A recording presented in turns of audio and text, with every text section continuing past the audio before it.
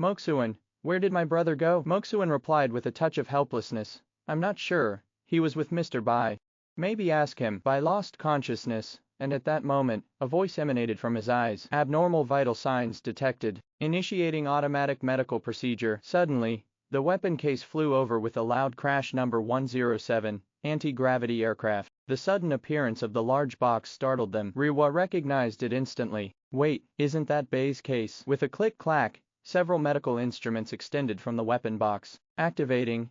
Number 108 medical operating table. Wow, Bai's case is incredible. It can perform surgery automatically. Suddenly, a massive figure came flying towards them. With a loud crash and a bellowing shout, Moxuan's voice was filled with alarm. A giant zombie. Quick, we need to hide. It was the white tiger dad that Sage had sent flying before. He roared, you damn bookworm. You almost killed my vitality underwear. You hear? Doesn't your throat hurt from all that yelling? His vitality underwear chimed in with their own angry shouts. Damn it, are you blind? There are people here. People. Sage, with his usual wisdom, retorted in classical Chinese, to err is human, to repent and improve is a virtue of the highest order. The white tiger father roared, damn it, so you know how to read, big deal. Let me tell you, I've read books too. My language skills just aren't that great, that's all. HMPH. The white tiger's son then swung his fist downwards, shouting, Dad, watch this. Adorable fury fist. Lexicon bastion. Sage stood his ground, not flinching as golden characters materialized around him,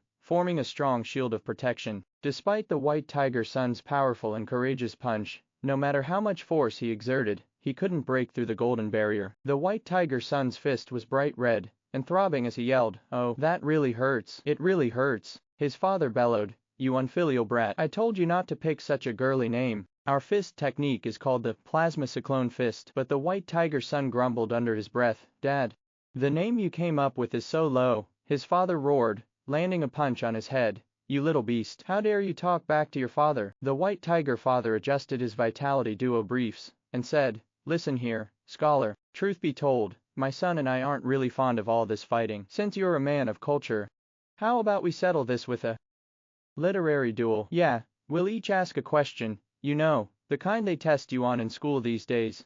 Chinese, math, English. Whoever answers correctly gets to attack the question asker once, and the person getting hit can't defend. Likewise, if you get the question wrong, the asker gets to hit you. What do you say? Sage considered this for a moment and nodded in agreement. The white tiger father chuckled to himself. Heh, he took the bait. He defends with cultivated chi. We rely on our tough hides. No defense is the same as some defense. We'll only get hit a couple of times, at most. His son guffawed. Dad, you're brilliant, but his Chinese is really strong. Let's hit him with a math problem to stump him. He's definitely not good at math. The white tiger father added a condition. All right, according to the rules, we, as the initiators, father and son, get to ask the first question. His son thought for a moment, then asked, a math question. Okay, what is 6 plus 9? But before he could finish, his father smacked him away with a loud thwack. Shut your mouth, you little rebel. How can you start with such a complicated math problem? What if you scare him off? Let's test his English first to see what we're dealing with. Question, in the English alphabet, what is the second letter? Option A, B, option B, option C, D, option D, C. Please answer. Sage mumbled, I choose. Ugh. He seemed to realize something wasn't right. The white tiger father thought to himself with glee. A question I saw in a men's health magazine. No matter what he says, I'll just ask if he picked A or B. Sage scoffed. You rely on cheap wordplay, the mark of a small mind. I give up on this question. Go ahead. The white tiger father roared with laughter. I can roar too. Mountain-shaking tigers roar. A cataclysmic wave of sonic force ripped through the air. The very atmosphere vibrated with an unbearable, resonant hum. Sage was hurled backward by the sheer, concussive power, his body a projectile, tearing through the very fabric of a nearby building. The white tiger father watched the scene and roared with laughter. Excellent. Without using his cultivated chi to defend, taking my mountain-shaking tiger's roar head on must have finished him. As the dust settled, Sage slowly stood up, coughing and looking utterly astonished. How peculiar, how peculiar. Why wasn't such a powerful technique used before? You're still alive. Did you secretly use your cultivated chi to defend? You know, that mountain-shaking tiger's roar really hurts my throat. I've been eating too much meat, and it's making my throat sore, so I didn't want to use it. Damn. Sage picked up his tattered clothes. You've ruined my attire. It's my turn to ask a question. Here's an easy one for you. A free point in Chinese language. Please read this poem in my hand in the correct order. Sage then used chi materialization to create a pyramid-shaped ancient poem. The white tiger father mused, those strips of cloth he's wearing seem to have lessened the impact of my roar.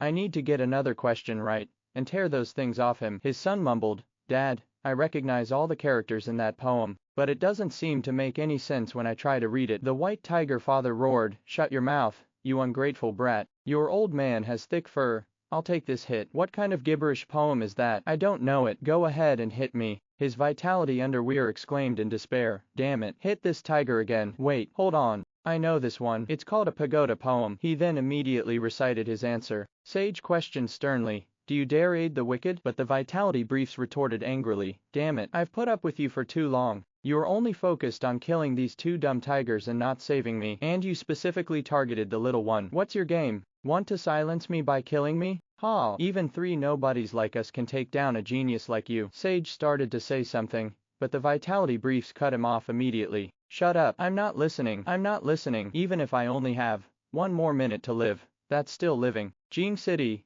Location map. The four large green circles represent giant safe houses. The Imperial Palace is in the center. Below the Imperial Palace are the locations of Pang and Xiao. Bei's location is in the bottom right of the Imperial Palace area. You insolent fool. Do you even realize you got it wrong? The vitality underwear retorted. That's impossible. You old turtle. Don't try to trick me. Immediately, Sage explained the correct way to read the poem. The proper way to read this pagoda poem is to follow it upwards in a spiral, like a path winding up a mountain. You misread the final line. The Yanuang language is deep and intricate, yet you, a craven, life-clinging wretch, can't even read such a simple line of poetry correctly. Did you really think I intended to kill you? Would you still be here if I did? The vitality underwear cried out in despair. I was wrong. It was my fault. My lord, please save me. I shouldn't have aided the wicked. Save me. The white tiger father grumbled, slightly annoyed. Oh dear. Even the underwear got it wrong. That's really embarrassing for Papa Tiger. Perfect. I was hungry anyway. And with that, he ate him. The white tiger son yelled, ah, Dad, you're so sneaky. At least leave me a leg. The white tiger father roared, you ungrateful brat. You'd even steal your father's underwear. His son retorted, but Dad, I'm still growing. Sage sighed. In the end, I still couldn't save him. Well, it's time to end this. My attack. Bed, front. Blazing moon, Sage declared, and a sphere of pure white energy materialized, swelling to immense proportions, now radiating with a divine and incandescent brilliance. Dad, look quickly. It's like want senpai. The white tiger father started to panic. Ah, how can he gather such terrifying chi? We're finished. Sage scoffed. Normally, no skilled fighter would ever give me the chance to use this technique. Only you two fools, with your silly literary duel, gave me all the time I needed to build up my chi. Sage's white sphere swelled to immense proportions, a deafening roar erupting from within. The very earth beneath his boots began to fissure and shatter. Hey, I know that poem Dad just said. Bed front, blazing moon radiates, 2 pairs of shoes on the ground, 1 pair for a couple. White tiger Dad yelled, looking at me is just like you. Enough chatter, we can't stop this. Let's run. Quick, hide. He's locked onto us with his gi. White tiger son mumbled, Dad, why do we have to run? Can't we just beat him up? White tiger Dad then realized, you're right. We should have attacked him just now. The original poem is, bed front, blazing moon radiates, thought to be frost on the ground. Raise your head to gaze at the bright moon, lower your head to think of your hometown. Suddenly, a beam of bright moonlight broke through the clouds and shone directly onto the condensed giant white ball, driving the already frantic sphere into a frenzy. Explosions echoed relentlessly. Radiates. With a final, earth-shattering roar, the sage's massive white sphere blazed with golden light and exploded outwards. The immense impact and the deafening boom resonated across the entire area. In the aftermath of the explosion, the terrifying force ripped apart the entire street. The city's thick concrete ground and reinforced concrete buildings were torn to shreds as easily as paper. The sage, panting heavily and utterly drained, muttered, this technique. Not only can it only be used at night, but it also requires a full minute of charging. What a ridiculously impractical ability. He paused, then continued. I can't sense those two tigers' presence anymore. They must be completely obliterated by now. Using that, nearly completely emptied my cultivated chi.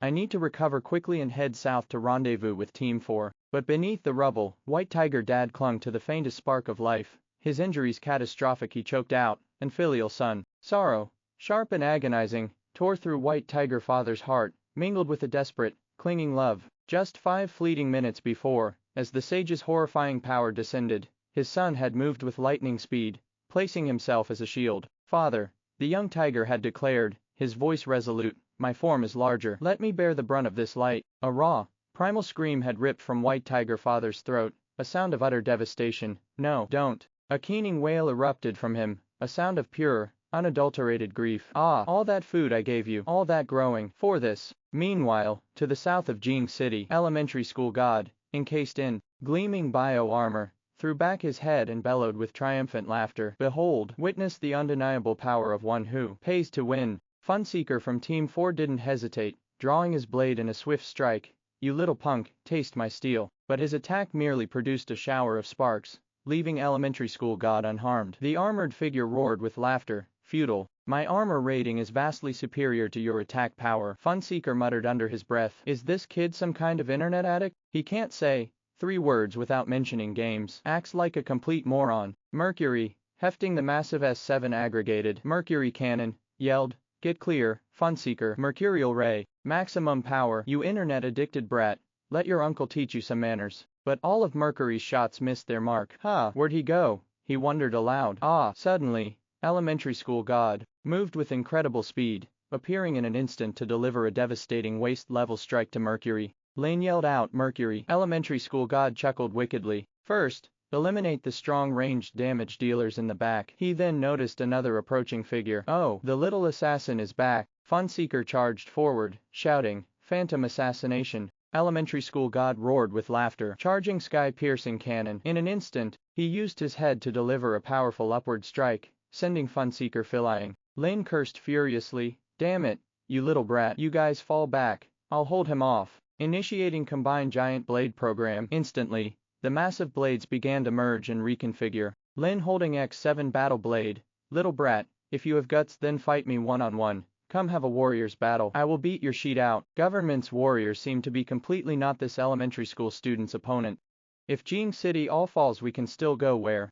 Who is touching my chest? Xiao, is that you? Hey, fatty, what are you talking about? I didn't touch you. It's not like I don't have my own. Pang looked a bit surprised. Damn it, Xiao. What are you eating? Xiao stared at him blankly. Eating a sausage.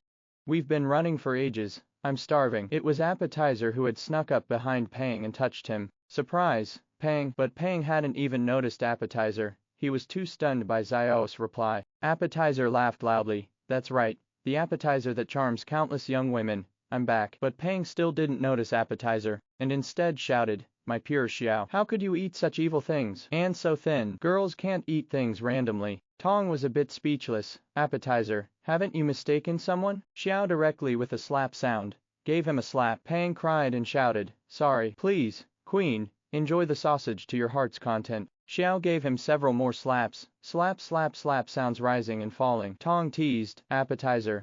Your Pang got slapped by a woman. Walked over to Pang and said hello. Hey, Pang, long time no see. The moonlight made look even more dashing. Ho and Xiao also said hi, thinking it was Bai. Pang was pretty shocked. Damn. Bai. What's with your face and hair? It looks like a monkey's backside. Replied casually, oh, nothing much. Just got modified. I'm here to get even with the person who did it to me. Pang. I heard Weiss with you. How's she doing? Pang's voice dropped, filled with sadness. She's getting treatment with the doctor. Things aren't looking too good. Now that things are sorted out here, let's go check on Wei. I miss her. Xiao mumbled. Is that really Bai? I remember him being such a goofy guy. Pang also felt uneasy. He feels like a completely different person. He hasn't mutated, has he? Lin said with relief. Good thing I've got those electromagnetic shields from 3 squads on me. They should be able to hold off this little brat's attacks for a bit. If it just blocks for a second, I can take this kid out with this super powerful electric blade. Elementary school god smirked. Hey there, mister, you look pretty scared of me. I haven't even made a move and you've already put up a shield. Let me show you what a pro can do. Eye of evolution. Crap, the shield doesn't cover the ground. Suddenly, elementary school god summoned 3 zombie groundhogs right from under the ground, and they immediately grabbed Lin's legs. A bunch of gay guys. Can't move, so I'll fight you to the death. Go. Saying this, he directly threw the war blade in his hand towards the elementary school god in the sky. Elementary school god chuckled, not even trying to dodge. flying straight at the warblade. You threw your weapon away already. We just started. Lin immediately pulled out a backup military knife and stabbed forward. Get off me. Just then, elementary school god chuckled and easily grabbed the warblade. Elementary school god burst out laughing, hugged the warblade, and started spinning around and around. Garbage gear, here you go. With that, he threw it hard, and it slammed towards Lin with a loud boom. Just in time, Lin jumped sideways, dodging the deadly hit. He is way too strong. Looks like the only way to stop him is to take us both out. But in the blink of an eye, elementary school god was right behind him. A deadly attack was coming straight for Lin. Faced with this unbelievably fast speed, Lin's eyes filled with pure despair. But then, all of a sudden, Lin heard elementary school god yell, and a loud boom. It was who saved Lin just in the nick of time. He kicked elementary school god down into the ground with one powerful stomp. Pang stared in disbelief. Holy crap, holy crap, holy crap. When did Bai suddenly become such a high-level VIP? Appetizer burst out laughing. Everyone move aside. My big bro Bai's about to show us what he's got. Elementary school god jumped up with a loud boom. I'm gonna kill you. Reacted incredibly fast, locking onto his position in an instant. In a split second, lashed out with a kick, and there were 3 massive booms. Elementary school god was sent flying through a mountain and slammed into a skyscraper far away. He hit the wall hard. From inside the wall, elementary school god chuckled. Looks like I finally found a worthy opponent. And then there were tons of glowing red eyes and the chittering of countless rats.